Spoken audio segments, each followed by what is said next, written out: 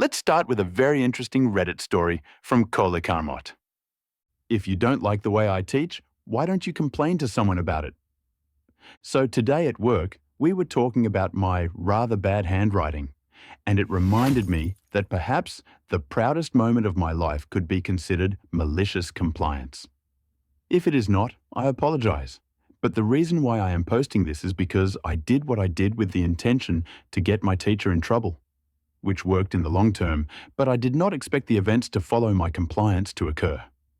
This story is also quite long, which I also apologize for as well. This took place roughly 19 years ago when I was in middle school. I had, and still have, a disability that prevents me from writing legibly. However, my parents quickly learned I had an insane typing speed.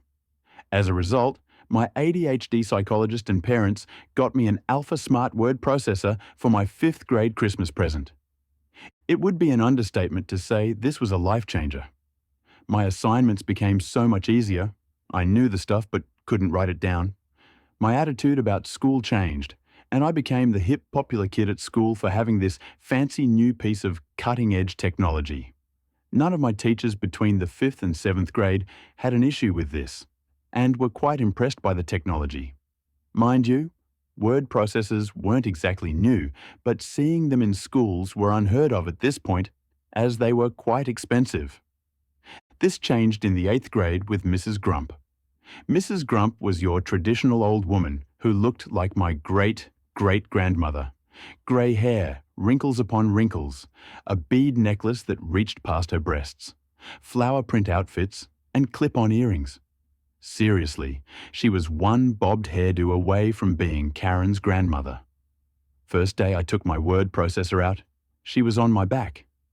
Anytime she saw me with it, she would threaten to take it from me and reduce my marks for the class. I recall myself standing up for myself the first time. But I was never one to argue with my teachers. I never needed to because my teachers up until then were completely understanding. When she said no, I backed off. At that point, school became miserable for me. When I typed up my assignments, Mrs. Grump lowered my marks for not being handwritten. Anytime I asked her if I could stay after class to finish my assignments or finish writing down my notes, she would lower my marks on the next assignment for wasting her time. Anytime asked a friend for help while in class, you guessed it, she would lower my marks.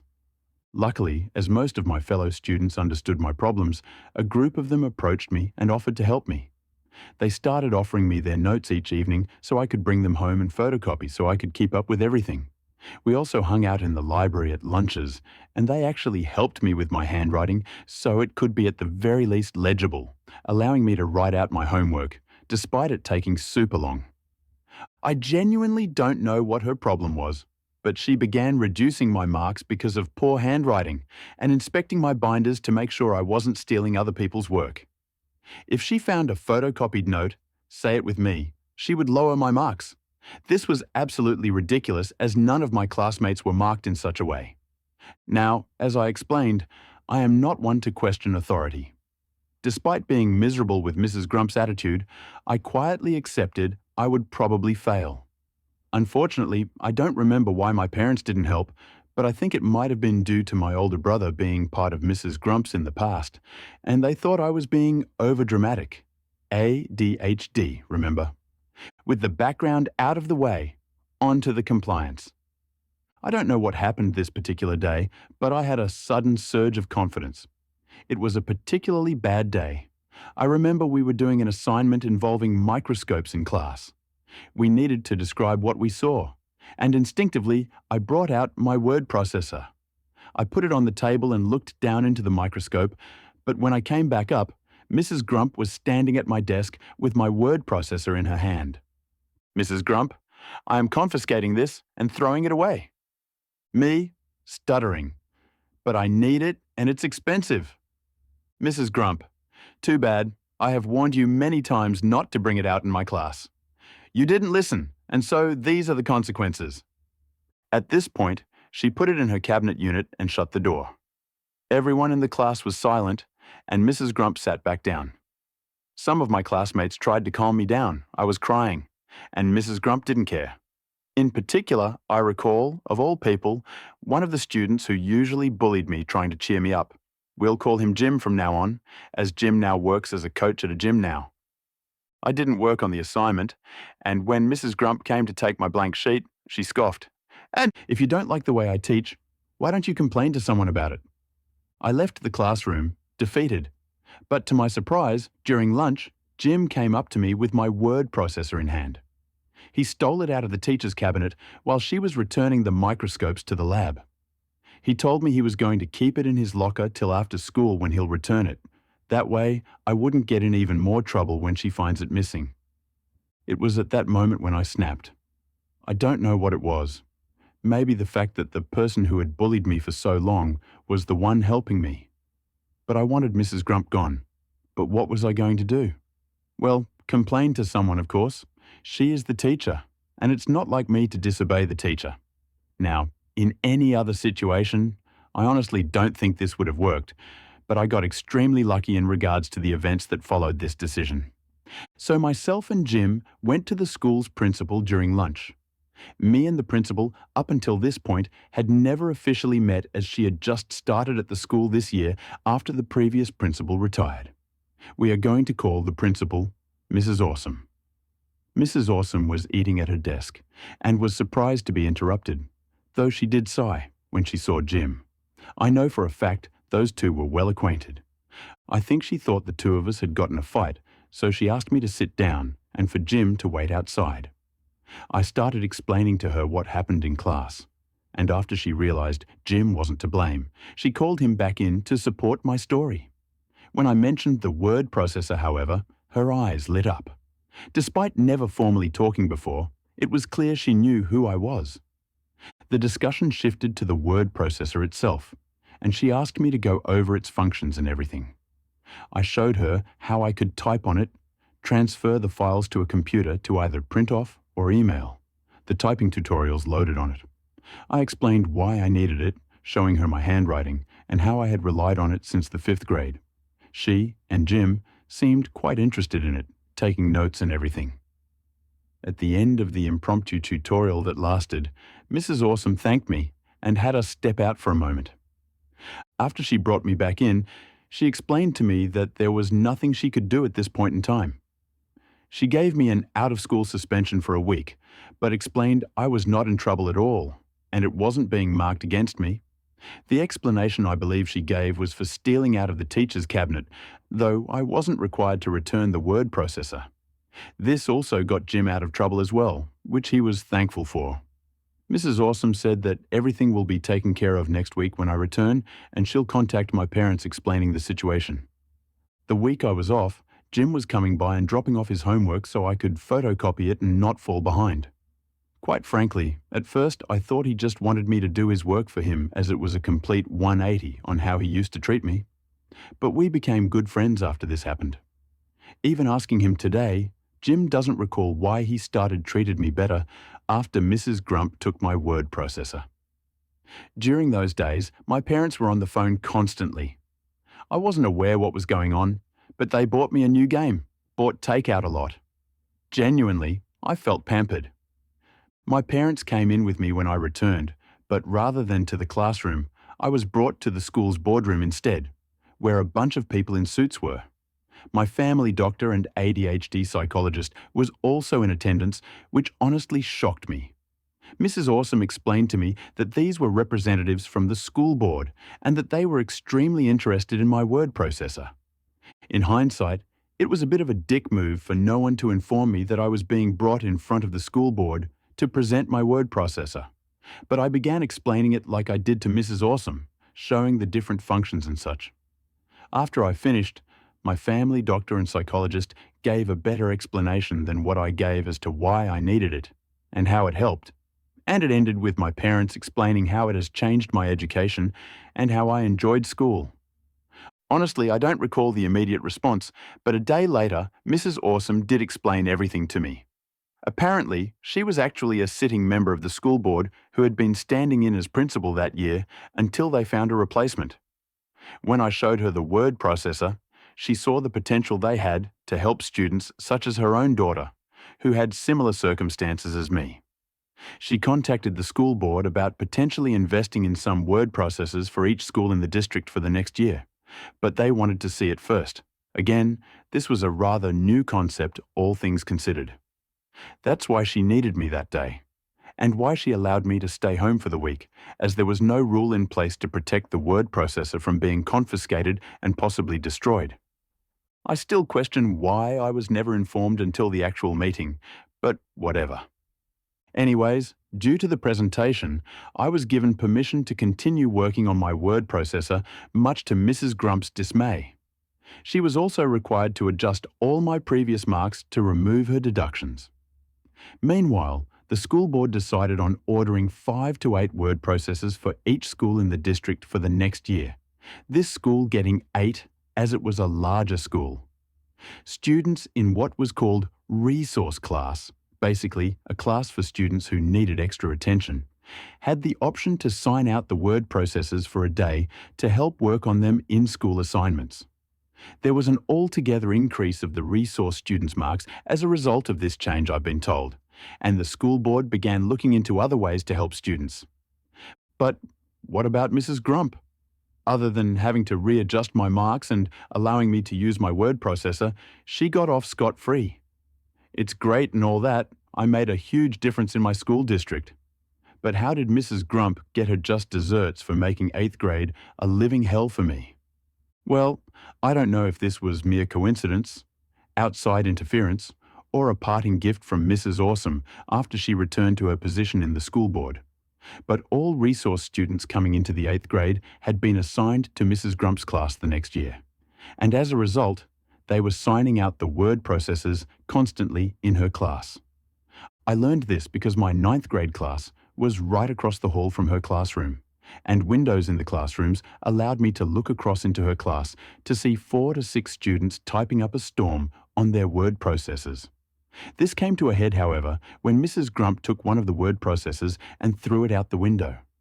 After that, Mrs. Grump was asked to retire halfway through the school year and replaced with the sweetest teacher that held ice cream parties for the students that completed all their homework assignments each month. And that, everyone, is probably the proudest moment in my life. Not only did my actions result in students with disabilities getting more resources to help them, but I also watched the worst teacher I ever had the pleasure of meeting get escorted out of the school by security. By popular demand, TL, DR teacher tells me to complain to someone else, ended up changing the lives of hundreds of students by complying, and getting a sanctioned week off school. Brief update.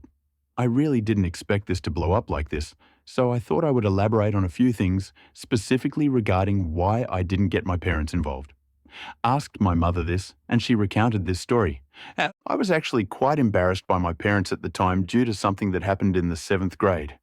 We went to an overnight camp as a class trip, and my parents were supervisors.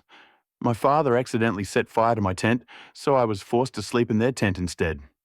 Rumours started to go around the school, specifically from Jim, I believe, that, while quickly quashed, left a rather sour impression. Needless to say, I tried my best not to get them involved, such as not showing them my assignments and stuff. They were incredibly disappointed when they learned the truth, but were equally proud I stood up for myself. Also, this took place in Canada, Nova Scotia. I genuinely don't believe I was the one who started the wide use of Alpha Smart 3000 being used across the world in schools, but I do like to think I was the one who started it in the Atlantic provinces. This was really a sweet revenge, and it was executed flawlessly. OP's complaint was not only for himself, but it also changed the entire system for the better. OP's decision to stand for himself led to betterment for many. In fact, the entire district. This is the power of standing up for yourself. The next story from Rugby Player 96. Doesn't matter if the case is closed or not? Okay then, I work in a call centre that primarily deals with the public with issues or queries they have, and whilst we can deal with a lot ourselves, there are a lot of things we must either log for another department to look into or transfer them across to that department. For example, if someone calls about a broken street lamp, they get transferred across to the street lighting team. But if someone calls about a pothole, we have to log it for the highway team to fix it. Some departments don't have an internal number for the caller to get transferred across to a number we can call to speak to that department. And one of those departments is the enforcement department. Of all the systems and departments we use and liaise with, the trickiest one we deal with is the enforcement system. Basically, ranging from food safety to the environment, there were multiple teams that enforced things, and all these issues had to be logged on this system. For example, if someone called to report their neighbor for being too loud, that had to get logged on the system for the noise enforcement team to investigate. But we had to arrange for letters to be sent out about it. If someone reported an abandoned car, we logged it, and the environment enforcement team went out to investigate. If someone said they got food poisoning from a restaurant, we logged it, and the food safety team investigated it, and so on. The reason why it was so tricky was because if you missed a step, it didn't get logged properly, it didn't go to the correct team, which meant that someone would complain to your manager about it, and crucially, this was a legal system, which meant that if the issue escalated to court, whatever you wrote in your notes could be used in the court proceedings. This wasn't a second nature, eyes closed kind of system. You needed to be concentrating because something you log can bite you in the arse a month later. For example, when someone calls to say that they haven't received a letter, and it turns out you didn't send it in the first place. The way it worked was that a case was logged, which meant that it was open, and it got assigned to an officer like pulling a name out of a hat, and throughout the time that it was open, if someone called back to give you more information about the case, you could update it. And that update went directly to the investigating officer. And then, when the investigation had finished, the case was closed by that officer. Basically, once a case was assigned to an officer, they had to see it through from start to finish. Whether it was deciding if a noise complaint was justified or going through black bags that were reported as fly tipping to see if they could find anything that tied someone to that rubbish and so on. It wasn't as simple as that though, because there were cases that had been open for years. With multiple updates, there were multiple cases that had been opened and closed between the same properties for the same reasons, or someone had called about something, and you weren't 100% sure if it should be logged or not, etc. I'm not sure how my colleagues dealt with those situations, but whenever I got a call like that, I just emailed the investigating officer just to explain the situation and ask for advice, and CC'd in their colleagues just in case the investigating officer was off. Or I just emailed the team to ask if they wanted me to log it as a new case or not. Since if it was an ongoing situation with multiple cases for the same thing, many officers may have dealt with it and they may not have wanted me to log it as new case. I didn't see an issue with it because they either emailed me back with an answer or they didn't reply but logged it themselves after they'd looked into it. But one day, I got a thorny email from a thornier senior environmental officer, basically telling me off and telling me not to send them emails anymore because the system was there to be used. I emailed him back, explaining that it wasn't that simple because there were tricky cases that I needed help with, and I didn't want to update an old case or log a case if I didn't need to not unnecessarily add to the caseloads of the officers, and he replied back reiterating that I shouldn't send any more emails, and finished it off by telling me to either update the case whether it was open or closed, or open a new case. Cue malicious compliance. From that day forward, I did not send another email. If I got a call about an issue, and the last time the issue was raised in 2017, I updated the 2017 case. If I was on the fence about logging something as a new case or not, I just logged it anyway. If I checked the last case and the investigating officer had left, I updated it anyway. I was unaware of this, but when I told people that the investigating officer would call them back, like they typically did after we asked them to in our updates, they would call us a couple of weeks later to ask why they hadn't received a call, and my colleagues would have to raise a new case for them because the one I updated was closed. The officers also suddenly had an influx of new cases because every time I updated a closed case, it reopened, which added to their caseload. The system they used worked on dates and caseloads, for example. If I asked them to call someone or inspect a property in my update, the system generated a time frame for them to complete that action by. But if they were too busy to do something I'd asked them to do, it went red, which counted against them. Also, for example, if they had 4 open cases and then they closed 3 and they'd gone down to 1, they'd go back up to 4 again if I updated 3 of their old cases, so based on the system, they were not doing their jobs properly because they constantly had open cases. This put their stats through the floor. This went on for ages, and one day I was hauled into an office by my manager, and waiting for me was his manager, the senior enforcement officer, his manager, a HR advisor for me and HR. They told me that I was doing call avoidance, gross misconduct, purposefully misadvising callers and not triaging calls correctly. From what they were saying and the paperwork they had with them, I knew it was a "you're fired" meeting. HR asked me if there was anything I wanted to say, so I looked at the enforcement manager, pointed at the senior enforcement officer and said, "He told me to do it." The enforcement manager looked at me, looked at the senior enforcement manager, looked at me again, and then asked me to clarify what I meant. I explained it all from start to finish, making it clear that when I was sending emails, I always asked for advice and offered to log a case for the enforcement team if they wanted me to, and that before the email from the senior enforcement officer, my emails either were not replied to, but someone logged it for me, or someone replied to me to tell me to log a new case, or to not log a new case. The enforcement manager sighed, and then asked me if I could send him that email, so I quickly left, went back to my desk, sent the email thread to him, and came back into the office. He read the email, sighed deeper than he did before, and then asked us all to leave, but asked the senior enforcement officer to stay, and I left with a massive shit-eating grin on my face because I knew that I would keep my job. The fallout was pretty big because the IT team had to go in and manually close all the open cases so that the stats for the enforcement officers would go back to normal. The payroll department had to backdate all the months that the stats were messed up so that the performance bonus matched what would have happened had I not put their stats down. I didn't know they had performance bonuses until afterwards, and the senior enforcement officer got demoted to an enforcement officer based on their new email signature.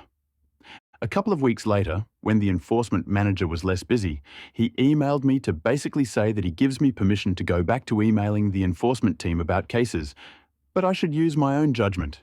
If I think I could justifiably get away with not logging something on the system, as in I could explain to my manager why I didn't think it should have been logged, then I shouldn't log it, and that logic would cut down the amount of emails I had to send to the enforcement teams.